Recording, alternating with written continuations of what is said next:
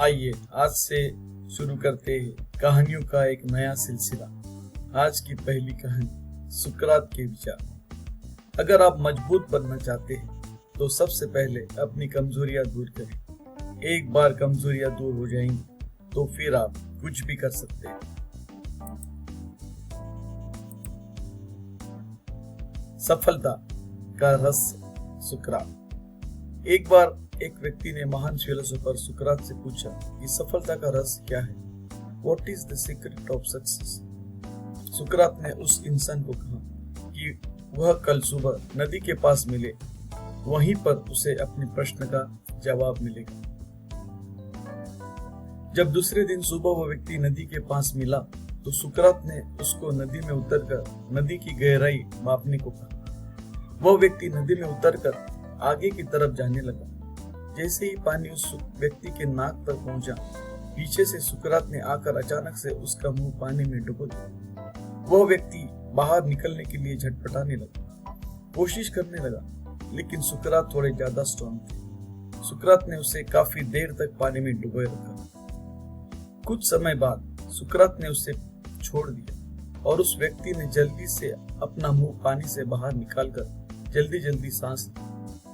सुकरात ने उस व्यक्ति से पूछा, जब तुम पानी में थे तो तुम क्या चाहते थे? व्यक्ति ने कहा, जल्दी से बाहर निकलकर सांस लेना चाहता हूं। सुकरात ने कहा, यही तुम्हारे प्रश्न का उत्तर है। जब तुम सफलता को उतनी ही तीव्र इच्छा से चाहोगे जितनी तीव्र इच्छा से तुम सांस लेना चाहते हो, तो तुम्हें सफलता निश्चित रूप से मिल जाएगी।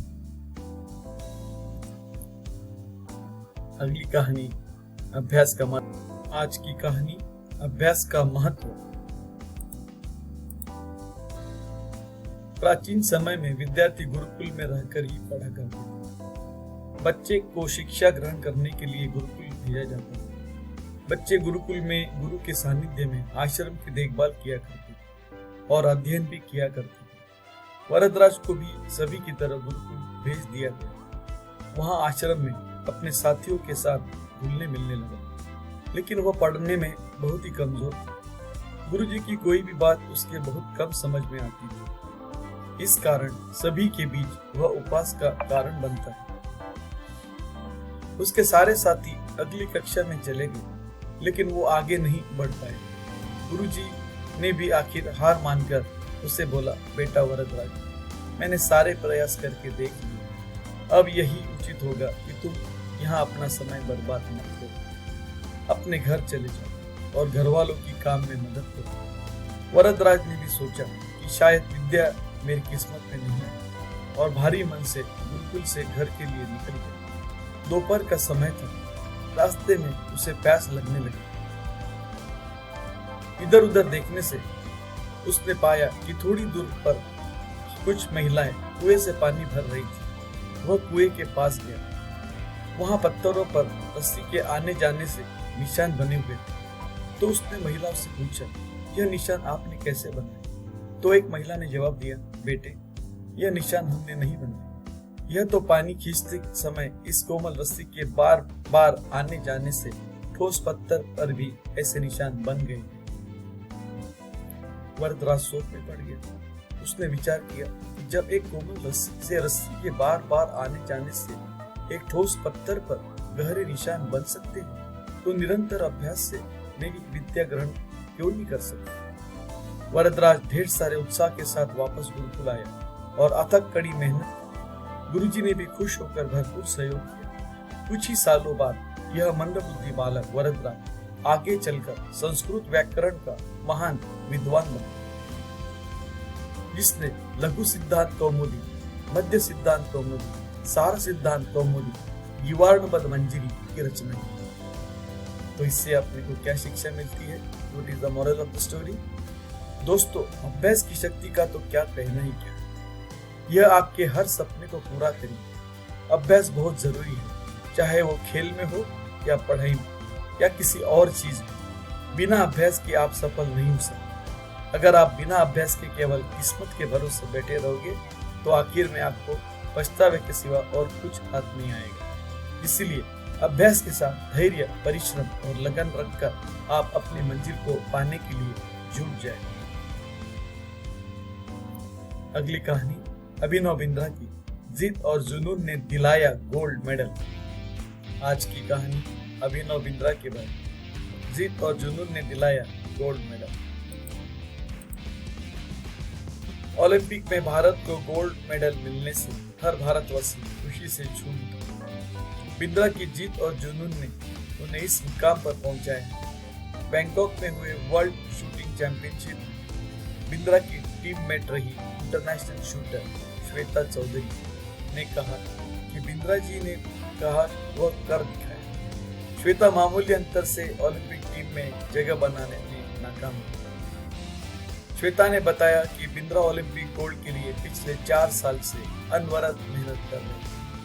बिंद्रा ने जो कहा वह कर दिखा। ऐसी बदली दुनिया। श्वेता बताती है कि एथेंस ओलंपिक के बाद अभिनव के व्यवहार में चेंज आया। एथेंस ओलंपिक में पदक हासिल न करने के बाद ही उन्होंने निश्चय कर लिया था कि वह अगला मौका बीजिंग ओलंपिक नहीं गवाएंगे। एक स्मरण सुनाते हुए श्वेता ने कहा कि बैंकॉक में वर्ल्ड चैंपियनशिप के दौरान जब भारतीय टीम के अन्य शूटर शाम को शहर घूमने गए थे, बिंद्रा जिम में एक्सरसाइज कर रहे थे। शायद अभिनव को एथेंस ओलंपिक में पदक नहीं जीतने का सदमा ऐसा लगा कि उनके व्यवहार में काफी परिवर्तन हुआ। उसके बाद से ही वह रिजर्व रहने लगे। इसके पहले वह साथियों के बीच आकर हंसी मजाक करते थे। इसके बाद वह लगातार विदेशों में जाकर प्रैक्टिस करते थे।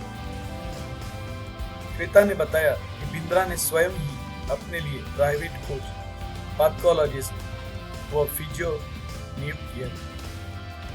इसके बावजूद छोटी प्रतियोगिताओं में उनके मेडल न जीतने पर कई बार उनकी आलोचना भी हुई, परंतु उनका जानने वाला जानते थे कि अभिनव में वह क्षमता है जो वक्त आने पर बड़ी प्रतियोगिता में अवश्य दिखेगी। उनका टारगेट ओलंपिक ही था। अगली कहानी भारत रत्न प्राप्त डॉक्टर APJ अब्दुल कलाम के बारे में।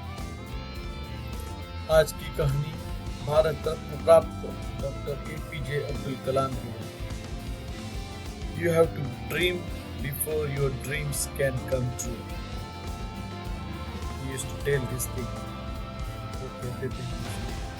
You have to dream before your dreams can come true.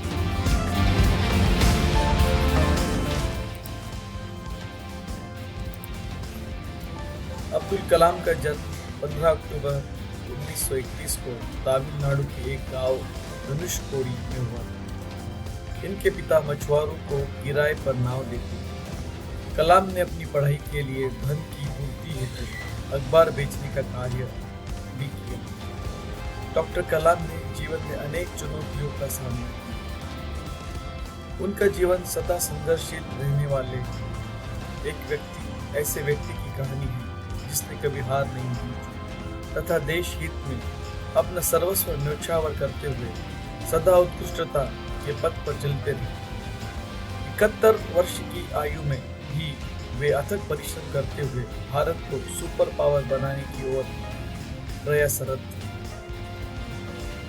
Bharat Ratna doctor Abdul Kalam Bharat के 11वें राष्ट्रपति। वे भारत रत्न से सम्मानित होने वाले 3रे राष्ट्रपति।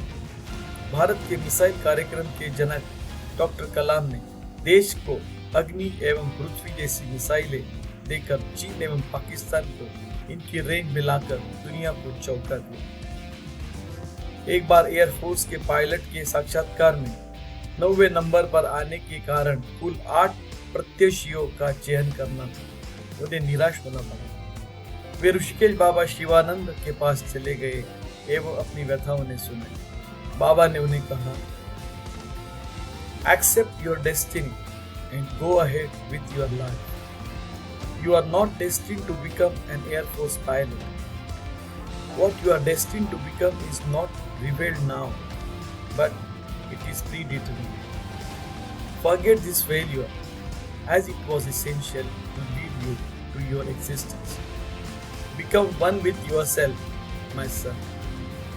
Surrender yourself to the wish of God.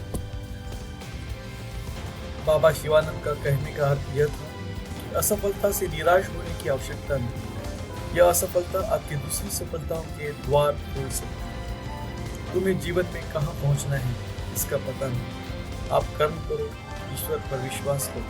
Doctor कलाम का जीवन हर उस नवयुवक के लिए आदर्श प्रेरणा स्रोत है जो अपने जीवन में एक असफलता मिलने पर ही निराश हो जाते हैं।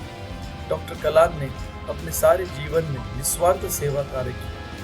उनका राष्ट्र प्रेम और उनका देशभक्ति का जज्बा हर भारतीय के लिए सबक एवं प्रेरणा का पुंज और हमेशा। अगली कहानी महान गणितज्ञ रामानुजन, धुन के पक्के। आज की कहानी महान गणितज्ञ रामानुजन, धुन के पक्के।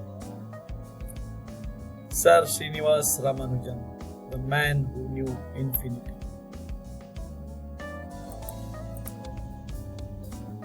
रामानुजन का जन्म एक गरीब परिवार में 22 दिसंबर 1887 को तमिलनाडु के ईरोड कस्बे में हुआ। उनके पिता एक साड़ी की दुकान पर क्लर्क का काम करते थे। रामानुजन के जीवन पर उनकी मां का बहुत प्रभाव था। जब वे 11 वर्ष के थे तो उन्होंने एस.एल. लोनी द्वारा लिखित गणित की किताब की पूरी मास्टरी कर ली थी। गणित का ज्ञान तो जैसे उन्हें ईश्वर के यहाँ से ही मिला। 14 वर्ष की उम्र में उन्हें मेरिट सर्टिफिकेट्स एवं कई अवार्ड मिले। वर्ष 1904 में जब उन्होंने टाउन हाई स्कूल से स्नातक पास की तो उन्हीं के रंगनाथ राव पुरस्कार प्रधानाध्यापक कृष्ण स्वामी अय्यर द्वारा प्रदान किया गया। वर्ष 1909 में उनकी शादी हुई। उसके बाद वर्ष 1910 में उनका एक ऑपरेशन हुआ। घर वालों के पास उनके ऑपरेशन हेतु पर्याप्त राशि नहीं थी। एक डॉक्टर ने उनका मुफ्त में यह ऑपरेशन किया था। इस ऑपरेशन के बाद रामानुजन नौकरी की तलाश में जुट गए। वे मद्रास में जगह जगह नौकरी के लिए घूमे। इसके लिए उन्होंने ट्यूशन भी किए। वे पुनः बीमार पड़ गए। इसी बीच वे गणित में अपना कार्य करते रहे। ठीक होने के बाद उनका संपर्क नेल्लोर के जिला कलेक्टर रामचंद्र राव से हुआ।